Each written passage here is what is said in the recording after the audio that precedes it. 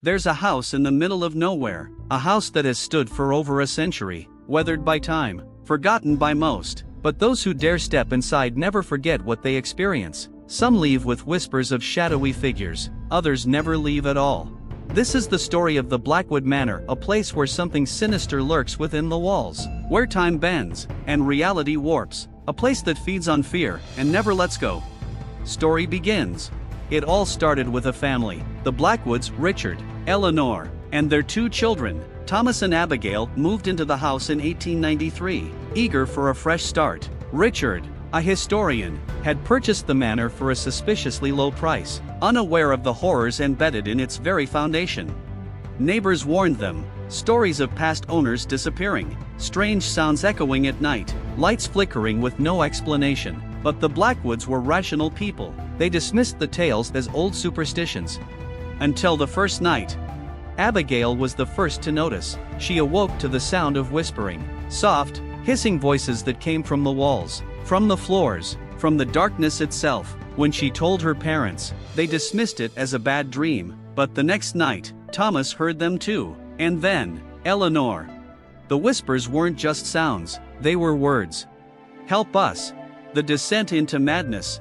As days passed, the family's sense of time began to unravel. Clocks stopped, shadows moved on their own, doors locked themselves. The house was shifting, alive, pulsing with an unseen energy.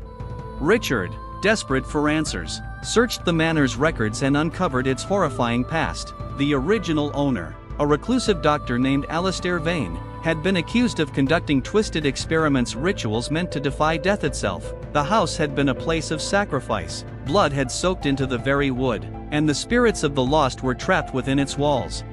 One night, as Richard pored over old documents, a guttural scream echoed through the house. It came from Abigail's room.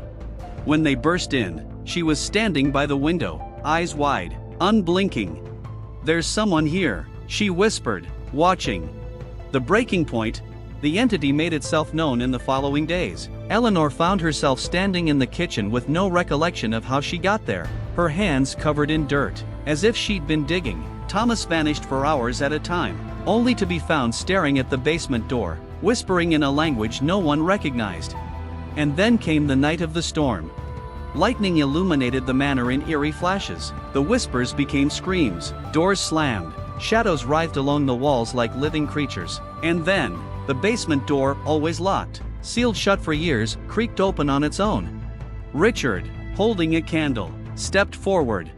The descent down the basement stairs felt endless, as if the house was stretching itself, leading him into darkness. The air grew thick, heavy with the scent of decay, and then, he saw them.